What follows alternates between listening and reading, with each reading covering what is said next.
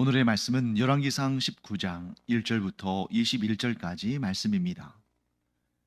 아합이 엘리야가 행한 모든 일과 그가 어떻게 모든 선지자를 칼로 죽였는지를 이세벨에게 말하니, 이세벨이 사신을 엘리야에게 보내어 이르되, 내가 내일 이맘때에는 반드시 내 생명을 저 사람들 중 한 사람의 생명과 같게 하리라.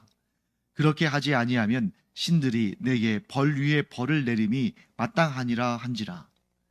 그가 이 형편을 보고 일어나 자기의 생명을 위해 도망하여 유다에 속한 브엘세바에 이르러 자기의 사환을 그곳에 머물게 하고, 자기 자신은 광야로 들어가 하룻길쯤 가서 한 로뎀나무 아래에 앉아서 자기가 죽기를 원하여 이르되, 여호와여, 넉넉하오니 지금 내 생명을 거두시옵소서. 나는 내 조상들보다 낫지 못하니이다 하고 로뎀나무 아래에 누워 자더니, 천사가 그를 어루만지며 그에게 이르되, 일어나서 먹으라 하는지라. 본즉 머리맡에 숯불에 구운 떡과 한 병 물이 있더라. 이에 먹고 마시고 다시 누웠더니 여호와의 천사가 또 다시 와서 어루만지며 이르되, 일어나 먹으라. 내가 갈 길을 다 가지 못할까 하노라 하는지라. 이에 일어나 먹고 마시고 그 음식물의 힘을 의지하여 40주 40야를 가서 하나님의 산 호렙에 이르니라. 엘리야가 그곳 굴에 들어가 거기서 머물더니 여호와의 말씀이 그에게 임하여 이르시되, 엘리야야, 내가 어찌하여 여기 있느냐? 그가 대답하되, 내가 만군의 하나님 여호와께 열심히 유별하오니, 이는 이스라엘 자손이 주의 언약을 버리고 주의 제단을 헐며 칼로 주의 선지자들을 죽였음이오며, 오직 나만 남았거늘 그들이 내 생명을 찾아 빼앗으려 하나이다. 여호와께서 이르시되, 너는 나가서 여호와 앞에서 산에 서라 하시더니, 여호와께서 지나가시는데 여호와 앞에 크고 강한 바람이 산을 가르고 바위를 부수나, 바람 가운데에 여호와께서 계시지 아니하며, 바람 후에 지진이 있으나 지진 가운데에도 여호와께서 계시지 아니하며, 또 지진 후에 불이 있으나 불 가운데에도 여호와께서 계시지 아니하더니, 불 후에 세미한 소리가 있는지라. 엘리야가 듣고 겉옷으로 얼굴을 가리고 나가 굴 어귀에 서매 소리가 그에게 임하여 이르시되, 엘리야야, 내가 어찌하여 여기 있느냐?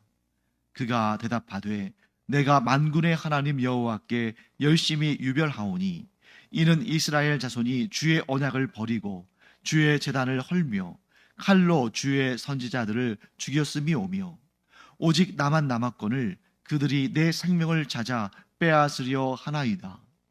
여호와께서 그에게 이르시되, 너는 내 길을 돌이켜 광야를 통하여 다메섹에 가서 이르거든 하사엘에게 기름을 부어 아람의 왕이 되게 하고, 너는 또 nim시의 아들 예후에게 기름을 부어 이스라엘의 왕이 되게 하고, 또 아벨무올라 사밧의 아들 엘리사에게 기름을 부어 너를 대신하여 선지자가 되게 하라. 하사엘의 칼을 피하는 자를 예후가 죽일 것이요, 예후의 칼을 피하는 자를 엘리사가 죽이리라.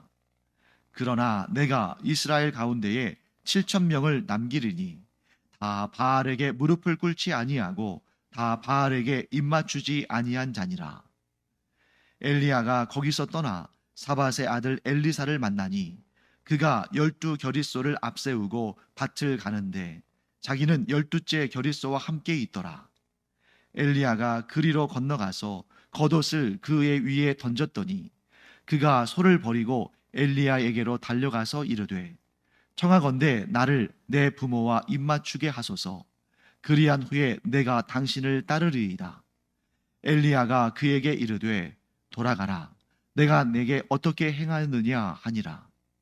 엘리사가 그를 떠나 돌아가서 한 겨릿소를 가져다가 잡고 소의 기구를 불살라 그 고기를 삶아 백성에게 주어 먹게 하고 일어나 엘리야를 따르며 수종 들었더라. 우리가 이제 어제 본 본문에서는 엘리야와 바알의 선지자들이 갈멜산에서 영적인 대결을 하죠. 그래서 하나님의 불이 엘리야가 수축한 여호와의 제단에 떨어졌기 때문에, 그러나 바알 신은 그 어떠한 일도 하지 못했죠. 그래서 엘리야가 승리했습니다. 결국 여호와 하나님께서 승리하신 것이죠. 그때에 엘리야가 이스라엘 백성들에게 그 바알 선지자들이 한 명도 도망하지 못하게 하라 하고 그들을 붙잡은 다음에 그들을 다 처단했습니다. 그래서 1절 말씀 보시면 그가 어떻게 모든 선지자를, 여기서 모든 선지자는 여호와 하나님을 여호와 하나님을 섬기는 선지자가 아니죠. 바알 선지자들을 다 칼로 죽였다고 되어 있습니다. 그리고 그 소식이 이세벨에게 전달됐습니다. 아합이 먼저 보고를 받았고 아합이 그 사실을 이세벨에게 전한 거죠. 자, 이런 내용 볼 때 엘리야가 칼로 바알 선지자 450명을 죽인 것은 좀 너무 과하고 너무 잔인한 것 아닌가?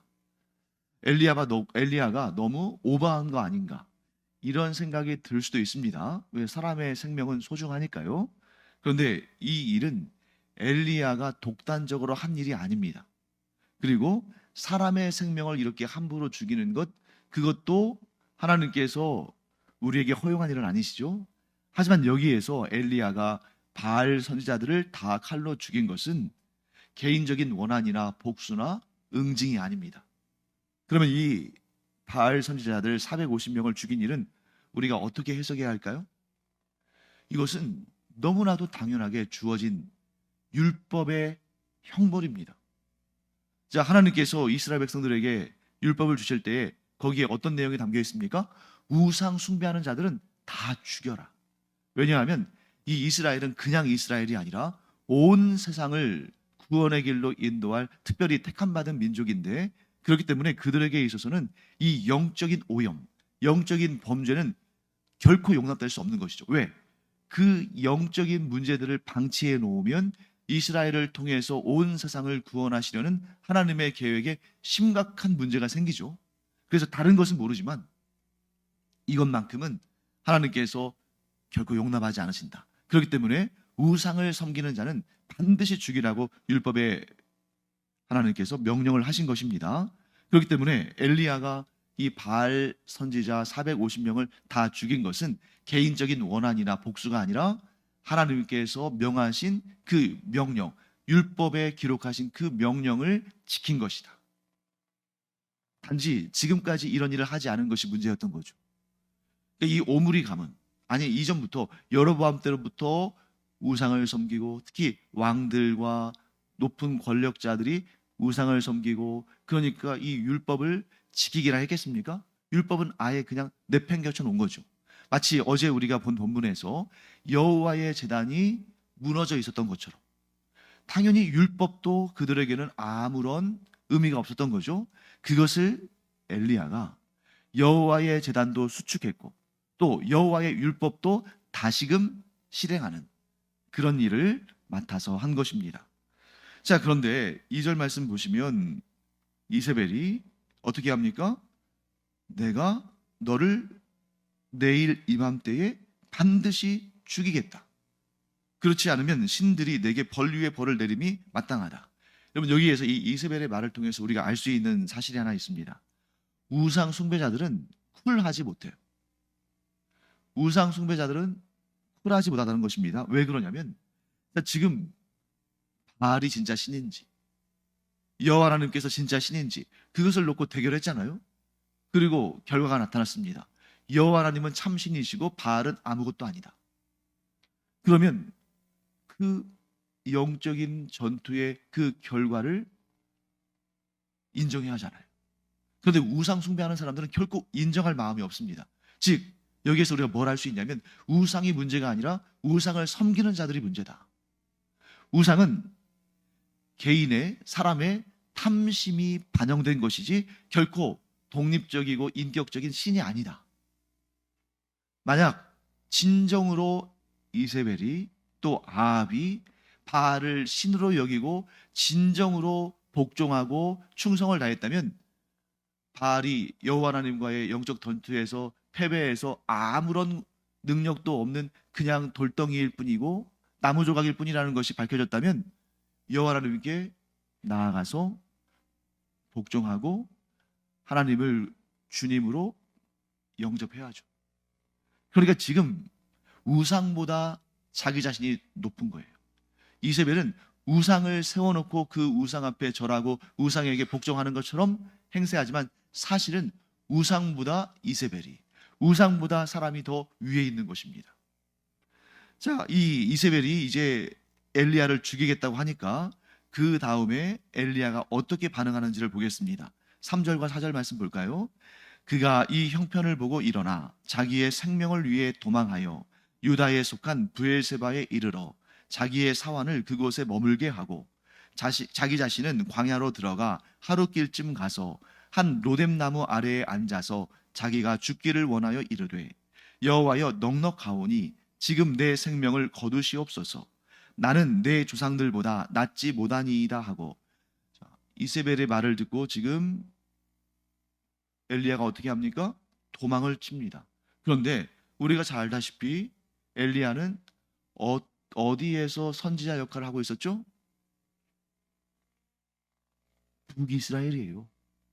그리고 북이스라엘에서도 북이스라엘의 수도인 사마리아는 북이스라엘의 수도인 사마리아는 예루살렘으로부터 북쪽으로 한 60km 정도 떨어져 있는데 지금 이 갈멜산은 그 사마리아로부터도 더 북쪽으로, 지금 이 당시에 아합과 이세벨이 머물던 곳은 이스라엘이라는 곳이었는데 그 이스라엘은 여기 또 사마리아로부터 북쪽으로 한 30-40km 떨어져 있어요.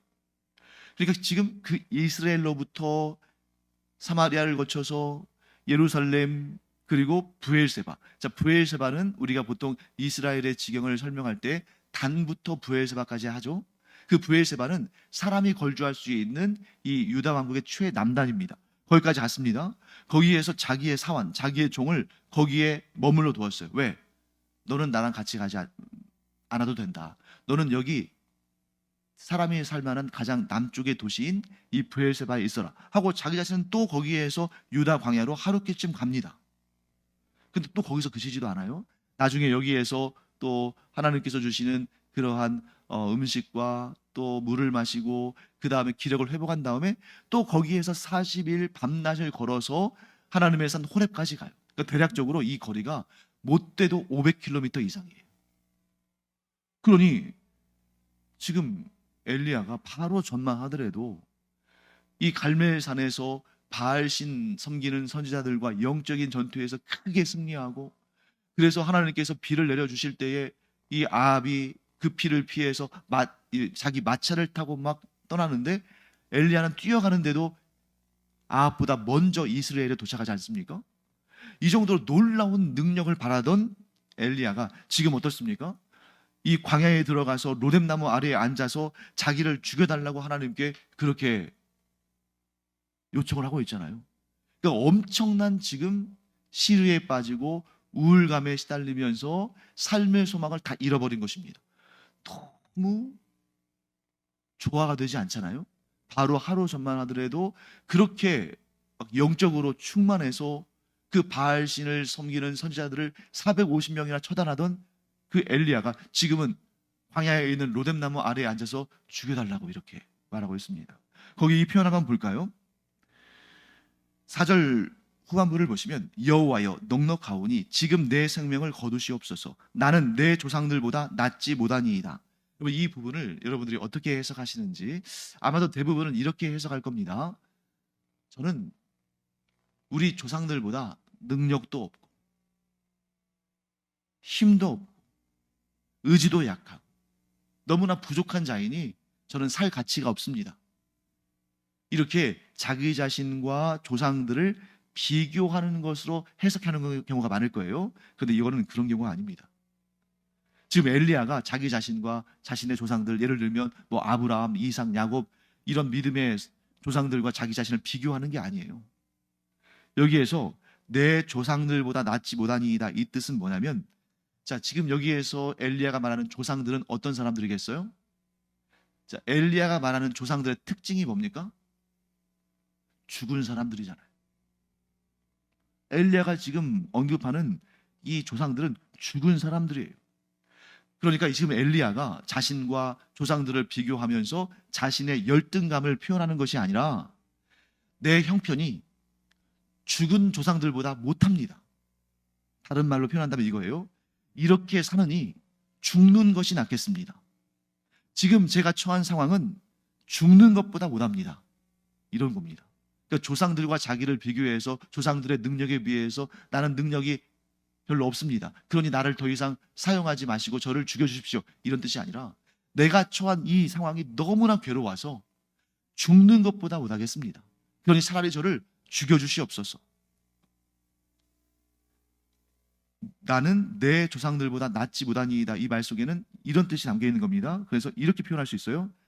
차라리 죽은 조상들이 부럽습니다. 내가 차라리 죽고 없으면 이런 꼴을, 이런 험한 꼴을 보지 않을 텐데 왜 이런 말을 할까요? 엘리야는 하나님을 향한 열심이 대단해요. 하나님의 이름이 이스라엘 땅에서 높이 들려지길 원합니다. 그런데 이세벨과 아합이 여전히 이 땅을 통치하고 자기 자신과 같이 여호와 하나님을 경외하는 자들을 다 죽이려고 하니까 이게 막 낙심이 되는 거예요. 하나님이 이럴 거면 차라리 제가 죽는 게 낫겠습니다. 차마 살아서 저 꼴은 보지 못하겠습니다. 결국 이것은 열등감의 표현이 아니라 하나님의 열심이 엘리야를 사로잡고 있는 것입니다. 그러니까 하나님께서 엘리야를 다시 이렇게 세워주시는 거예요. 자기의 열등감이나 다른 사람과 비교하면서 이렇게 그 하나님께서 맡기신 사명에 대해서 귀하게 여기지 않고 그러면 하나님께서 책망하셨을 겁니다.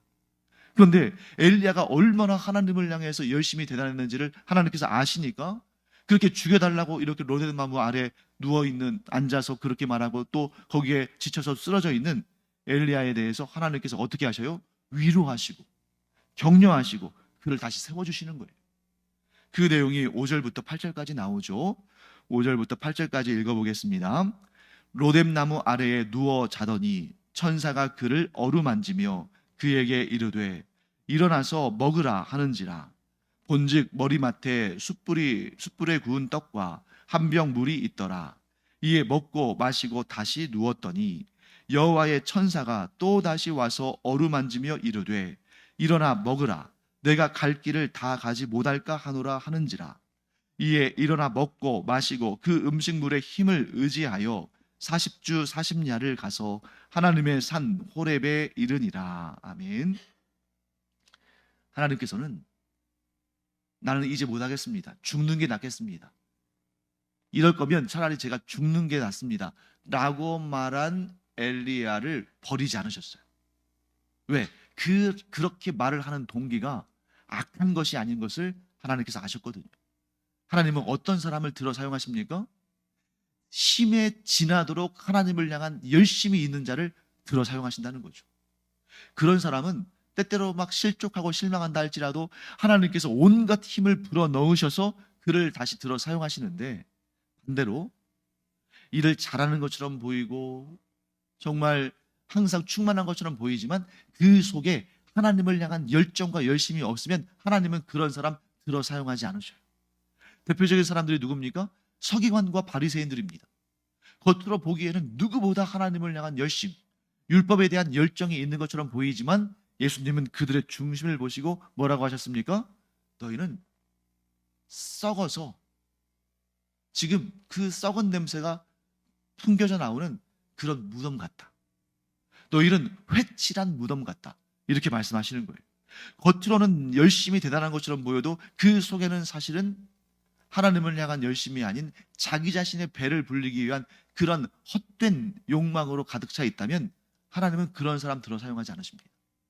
그러나 정말 이 힘이 지나도록, 그래서 어떤 경우에는 하나님의 일을 열심히 하다가 때로는 실족하기도 하는, 그래서 절망하고 이제 더 이상 못하겠습니다 하고 그렇게 모든 것을 다 포기하는 것처럼 보이는 그런 사람이라 할지라도 그러한 이유가, 동기가 하나님을 향한 열심과 열정이라면 그를 하나님께서 어떻게 하셔요? 회복시키셔서 다시 그를 사용하신다는 것입니다. 그러므로 중요한 것은 뭡니까? 외모가 아니라 중심이다. 하나님을 향한 열정과 열심이 있으면 때로는 지쳐 쓰러지고 때로는 실족하고 넘어진다 할지라도 반드시 하나님께서 그를 회복시키셔서 다시 그를 사용하시는데 이전보다 더 위대하게 사용하신다. 그러면 하나님께서 얼마나 더 위대하게 사용하시는지를 우리가 한번 보겠습니다. 자, 먼저 9절부터 14절까지 말씀 읽어볼까요? 엘리야가 그 곳 굴에 들어가 거기서 머물더니 여호와의 말씀이 그에게 임하여 이르시되 엘리야야 내가 어찌하여 여기 있느냐? 그가 대답하되 내가 만군의 하나님 여호와께 열심히 유별하오니 이는 이스라엘 자손이 주의 언약을 버리고 주의 제단을 헐며 칼로 주의 선지자들을 죽였음이 오며 오직 나만 남았거늘 그들이 내 생명을 찾아 빼앗으려 하나이다. 여호와께서 이르시되 너는 나가서 여호와 앞에서 산에 서라 하시더니 여호와께서 지나가시는데 여호와 앞에 크고 강한 바람이 산을 가르고 바위를 부수나 바람 가운데에 여호와께서 계시지 아니하며 바람 후에 지진이 있으나 지진 가운데에도 여호와께서 계시지 아니하며 또 지진 후에 불이 있으나 불 가운데에도 여호와께서 계시지 아니하더니 불 후에 세미한 소리가 있는지라. 엘리야가 듣고 겉옷으로 얼굴을 가리고 나가 불 어귀의 섬에 소리가 그에게 임하여 이르시되 엘리야야 내가 어찌하여 여기 있느냐? 그가 대답하되 내가 만군의 하나님 여호와께 열심히 유별하오니 이는 이스라엘 자손이 주의 언약을 버리고 주의 제단을 헐며 칼로 주의 선지자들을 죽였음이 오며 오직 나만 남았거늘 그들이 내 생명을 찾아 빼앗으려 하나이다. 여러분, 저는 이 장면이 이 본문의 이 부분이 엘리야의 인생의 터닝 포인트였다고 봅니다. 자, 이전까지는 엘리야는 어떤 사람이었냐면 하나님의 위대한 역사는 위대한 힘, 누가 봐도 정말 깜짝 놀랄 만한 그러한 위대한 능력을 통해서만 이루어진다고 생각했어요. 자, 그것을 하나님께서 아시기 때문에 지금 이렇게 시청각 교육을 통해서 엘리야를 변화시키시고 더 성장시키시는데 제일 먼저 무엇이 지나갔습니까? 크고 강한 바람. 그런데 여러분, 그냥 크고 강한 바람, 우리 어제도 이 제주도에도 바람이 많이 불었잖아요. 그 정도 바람이 아니라 어느 정도 바람이냐면 11절 중간을 보시면 나오죠. 산을 가르고 바위를 부술 정도의. 그러니까 아마 우리가 보통 막 그 태풍 중에서도 매우 강한 태풍 있잖아요. 그 정도 태풍도 바위를 가를 정도까지는 아닐 거거든요. 그러니까 그보다 훨씬 더 강한 특별한 바람, 강력한 바람이 지나갔습니다. 거기에 여호와께서 계시지 않으셨어요. 바람 후에 무엇이 있었습니까? 지진이 있었어요. 정말 지진 너무너무 무서운 거 아닙니까? 지진이 있었습니다. 그런데 거기도 여호와께서 계시지 않으셨습니다. 그리고 그 지진 후에 불이 있었는데 불 가운데도 여호와께서 계시지 않았어요. 자, 이 세 가지 뭘 의미할까요? 엘리야는 이미 그 여호와의 제단에 불이 떨어지는 것을 경험했잖아요. 그러니까 이 특별한 기적적인 사건을 통해서만 하나님께서 일하실 거라고 생각했던 것입니다. 그런데 하나님께서 아니라고 하시는 거예요. 그 다음에 무엇이 임했습니까? 세미한 소리. 그 세미한 소리 가운데에 여호와 하나님께서 엘리야를 부르십니다. 자, 이 이후로 엘리야의 삶은 어떻게 바뀌었을까요? 아합이, 이세벨이 자기를 죽이겠다고 난리를 쳐도 두려워하지 않는 거예요. 왜요? 하나님은 위대한 능력, 거센 힘, 누구도 상상할 수 없는 기적, 이런 것을 통해서만 일하시는 것이 아니라 나의 모든 순간 세미한 음성으로 내 길을 인도하시고 나를 지켜주시고 인도하시고 보호하시는, 즉 일상의 모든 순간이 하나님의 것이라는 것을 깨닫게 되는 것입니다. 사랑하는 성도 여러분, 우리가 이 사건 이전의 엘리야처럼 놀라운 역사를 통해서만 하나님께서 일하신다고 생각하면 우리는 픽픽 쓰러질 거예요. 왜? 우리보다 강한 존재들이 얼마나 많이 보입니까? 그런데 하나님은 침묵하시는 것처럼 보여요. 엘리야가 볼 때에 아합과 이세벨은 너무너무 두려운 존재예요. 왜? 자기 자신을 죽일 수 있으니까. 그런데 거기에 대해서 하나님은 침묵하시는 것처럼 보입니다. 그런데 이 사건 이후로 엘리야는 두려워하지 않습니다. 그리고 온전히 하나님께 순종합니다. 그리고 이 세상에 어떤 사건이 일어나도 좀처럼 요동하지 않아요. 왜 그렇습니까? 일상의 모든 일들 가운데 하나님이 계신다. 가장 세미한 소리로 내 마음속에서 말씀하시는 그 하나님께서 역사를 이끌어 가시는 분이시다. 사랑하는 성도 여러분, 우리의 삶에서 기적적인 능력들이 일어나지 않는다 할지라도 우리가 두려워할 필요가 없습니다. 왜? 우리의 삶의 가장 세미한 부분, 우리의 삶의 가장 작은 부분에서부터 우리의 인생을 결정짓는 그 중대한 순간까지 하나님은 항상 함께 계신다. 그러므로 우리는 위대한 능력, 기적 이런 것이 있을 때만 하나님의 임재를 경험하는 것이 아니라 우리의 일상에 그 호흡하는 그 세미한 순간에 이르기까지도 하나님과 함께 동행하고 하나님의 은혜를 누리며 하나님의 능력을 체험하는 그런 우리가 되기를 간절히 축원합니다. 자, 그 다음에 그렇게 세미한 음성으로 말씀하시는 하나님께서 그런 세미한 음성으로 지시하시는 명령은 이전에 엘리야가 경험한 적도 없는 놀라운 일들이에요. 그 내용을 15절부터 18절까지 우리가 함께 보겠습니다. 여호와께서 그에게 이르시되 너는 내 길을 돌이켜 광야를 통하여 다메섹에 가서 이르거든 하사엘에게 기름을 부어 아람의 왕이 되게 하고 또 너는 또 님시의 아들 예후에게 기름을 부어 이스라엘의 왕이 되게 하고 또 아벨 무올라 사밧의 아들 엘리사에게 기름을 부어 너를 대신하여 선지자가 되게 하라. 하사엘의 칼을 피하는 자를 예후가 죽일 것이요 예후의 칼을 피하는 자를 엘리사가 죽이리라. 그러나 내가 이스라엘 가운데에 7,000명을 남기리니 다 바알에게 무릎을 꿇지 아니하고 다 바알에게 입맞추지 아니한 자니라. 여러분, 너무너무 놀라운 일 아닙니까? 이제 하다못해 하나님께서 엘리야를 통해서 무슨 일을 하셔요? 다른 나라의 왕을 세우셔요. 그것도 여러분 아람, 이 다메섹, 아람 여기는 나중에 이 서아시아의 패권을 장악하는 큰 나라가 됩니다. 그러니 이 나라가 나중에 아수르로 이어지고 아수르가 나중에 북이스라엘을 멸망시키잖아요.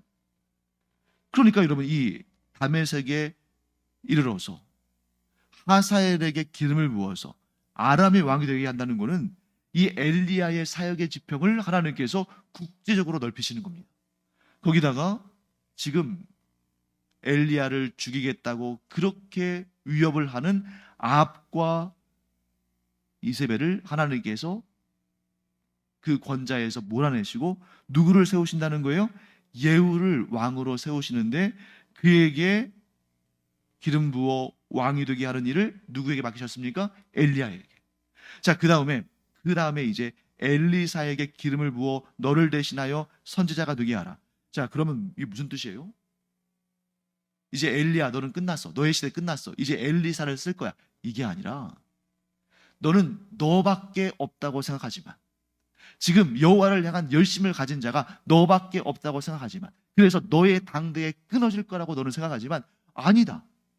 너를 이어서 선지자 역할을 할 엘리사를 내가 세울 것이며 또 너의 가문뿐만 아니라 엘리사의 가문을 내가 들어 사용할 것이며 또한 18절 말씀처럼 네가 너 혼자라고 생각했지만 내가 바알에게 무릎을 꿇지 아니한 자를 몇 명을 7,000명을 남길 것이다. 그러니 너 걱정하지 말아라. 내가 반드시 이 경건한 계보를 이어갈 것이다. 이렇게 말씀하시는 것입니다. 그러면 이 7,000명이 어디까지 이어질까요? 북이스라엘이 아수르에게 멸망당하고 남유다가 바벨론에게 멸망당하고 그 다음에 계속해서 또 페르시아, 헬라, 로마 이러한 제국들에 의해서 지배를 당하지만 이 남은 자들 가운데에서 누가 오시는 거예요? 메시아이신 예수 그리스도가 이 땅에 오시는 거죠. 이런 놀라운 역사를 하나님께서 엘리야에게 맡기셔요. 무엇으로? 세미한 음성으로. 사랑하는 성도 여러분, 우리 한국교회가 좀 잘못 이해하고 있는 게 있죠. 막 통성기도를 크게 하고 막 방언을 크게 하고 또 이런저런 막 기적을 행하고 그래야 하나님의 귀한 종으로 쓰임 받는 거라고, 능력 있는 종으로 쓰임 받는 거라고 생각했지만 잘못된 거예요. 그렇게 하다가 실족한 사람들, 그렇게 하다가 오히려 한국 교회를 위기에 빠뜨리는 사람들이 얼마나 많습니까? 진정한 신앙은 하나님의 세미한 음성을 영적으로 민감하게 캐치할 수 있는, 하나님께서 아무리 세미한 음성으로 말씀하셔도 그 말씀에 순종하며 나아가는 자를 통해서 하나님은 일하신다. 그 사실을 꼭 기억하기 바랍니다. 그 다음에 이제 마지막으로 엘리야와 엘리사의 만남이 등장하죠. 19절부터 21절까지 읽어보겠습니다. 엘리야가 거기서 떠나 사밧의 아들 엘리사를 만나니 그가 12겨릿소를 앞세우고 밭을 가는데 자기는 12째 겨릿소와 함께 있더라. 엘리야가 그리로 건너가서 겉옷을 그의 위에 던졌더니 그가 소를 버리고 엘리야에게로 달려가서 이르되 청하건대 나를 내 부모와 입맞추게 하소서. 그리한 후에 내가 당신을 따르리이다. 엘리야가 그에게 이르되 돌아가라. 내가 내게 어떻게 행하였느냐 하니라. 엘리사가 그를 떠나 돌아가서 한 겨릿소를 가져다가 잡고 소의 기구를 불살라 그 고기를 삶아 백성에게 주어 먹게 하고 일어나 엘리야를 따르며 수종 들었더라. 네, 이제 엘리야가 엘리사를 만나죠. 하나님께서 그 일을 하라고 하셨으니까. 자, 여기에서 엘리사가 12겨릿소를 앞세우고 밭을 갈고 있었습니다. 자, 12겨릿소. 겨릿소가 뭘까요? 자, 이스라엘의 농사법은 뭐냐면 소 2마리를 멍에를 함께 씌워서 끌고 가게 합니다. 근데 보통은 소 2마리를 써요. 가난하면 소 1마리, 혹은 그것도 살 수 있는 돈이 없으면 그냥 손으로 하겠죠. 그런데 엘리사가 12겨릿소를 가지고 농사를 지었어요. 12겨릿소면 소가 몇 마리겠습니까? 12겨리니까 몇 마리예요? 24마리죠.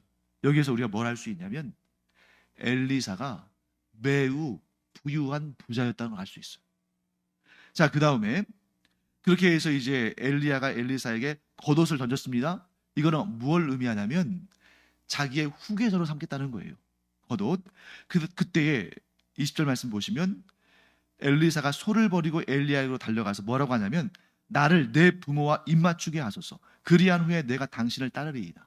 우리가 신약 성경을 보면 이런 비유가 나오잖아요. 그 천국의 초청을 받았는데 이제 할 일이 있으니까 그거 마치고 오겠다는 거예요. 또 예수님께서 너는 나를 따르라. 그러니까 그 사람이 뭐라고 말합니까? 부모에게 가서 작별 인사를 하고 오겠습니다. 나에게 합당한 자가 아니다. 자, 그러면 여기에서 엘리사가 엘리야의 부름에 부모에게 입맞추고 작별하겠다고 하면 이거는 엘리야의 부름에, 즉 결과적으로 하나님의 부르심에 합당하지 않은 모습입니까? 아니에요. 엘리야는 허락합니다. 뭐라고 말하냐면 내가 내게 어떻게 행하였느냐, 내가 너를 후계자로 삼았으니 그래 가서 부모에게 작별 인사하고 와라, 이 말입니다. 왜 허락했을까요? 그 중심을 알았거든요. 신약에서 예수님께서 너는 나를 따르라 하셨을 때 부모와 가서 작별 인사하겠습니다 한 사람은 그럴 마음이 없었던 거예요. 핑계였던 거예요. 부모 핑계를 대고 예수님을 따르지 않고자 한 그 마음을 예수님께서 아신 것입니다. 그래서 나에게 합당하지 않다고 하신 거예요. 하지만 여기에서 엘리야는 정말 엘리사가 부모에게 작별 인사하고 또 그 동네 사람들에게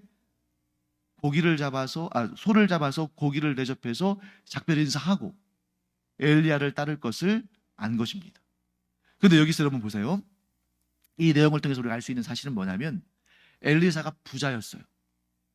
소 24마리를 가지고 밭을 갈아서 농사를 할 정도로 그 당시에 부자였어요. 또 그 당시에 누구나 쉽게 잡을 수 없었던 소를 잡아서 동네 사람들, 백성들을 먹이고 잔치를 할 정도로, 내가 이제 하나님의 일을 하게 됐다 하면서 기뻐하며 잔치를 벌일 정도로 부유한 사람이었습니다. 그 다음에 엘리사에게는 부모가 생존해 있었어요. 그러니까 부모에게 가서 작별 인사를 하겠다는 거잖아요. 이 두 가지는 엘리야의 부름에, 궁극적으로는 하나님의 부르심에, 선지자로서의 삶을 살기에 악조건입니다. 내가 재산이 많아요. 그리고 부모도, 봉양해야 될 부모도 계셔요. 그런데 그러한 상황에서 엘리야를 따라 나서서 하나님의 선지자가 된다는 것은 그건 굉장한 악조건입니다. 그럼에도 불구하고 엘리사가 어떻게 했어요? 그 모든 조건들을 다 내려놓고 엘리야를 따르며 수종들며 엘리야의 뒤를 이을 선지자가 된 것이죠. 엘리야는 뭐라고 생각했습니까? 자, 엘리야가 하나님께 뭐라고 했어요? 나만 남았습니다. 나만 남았습니다. 그랬는데 이렇게 선지자의 직분을 하기로 결정하기가 어려운 이런 조건들을 다 버리고 부자였던 그의 생활도 뒤로 하고 봉양해야 할 부모도 작별하고 엘리야를 따라서 선지자가 되기로 결정한 것. 대단한 거 아닙니까? 하나님께서 그런 사람들을 계속해서 이어가게 하신다는 것입니다. 사랑하는 성도 여러분, 우리가 너무 때로는 걱정할 때가 많아요. 이 일을 어떻게, 또 하나님께서 나에게 맡기신 이 사명을 어떻게, 또 내가 빠지면 어떻게, 마치 내가 없으면 이 일이 이루어지지 않을 것처럼 그런 걱정할 필요가 없다. 왜? 하나님은 반드시 하나님께 열정적인 자를 들어 사용하실 뿐만 아니라 그런 열심히 있는 자들을 계속해서 붙여주시고 이어가게 하시고 그들을 통해서 일하신다 하는 것을 기억하는 우리가 되기 바랍니다. 기도하겠습니다. 하나님 감사합니다. 하나님께서는 엘리야를 회복시켜 주시고 또 엘리야의 열정을 사용하실 뿐만 아니라 그런 열심을 가진 자들을 계속해서 이어가게 하시는 분이신 줄 믿습니다. 한국교회가 위기에 있다고 하지만 하나님을 향한 열심을 가진 자들을 하나님께서 계속해서 일으키시고 사용하시고 이어가게 하실 줄 믿습니다. 그러므로 걱정과 근심이 아니라 하나님의 세미한 음성에 집중하여 그 말씀에 순종하는 삶을 살아가는 저희들 되게 하여 주시옵소서. 감사드리며 예수님의 이름으로 축복하며 기도합니다. 아멘.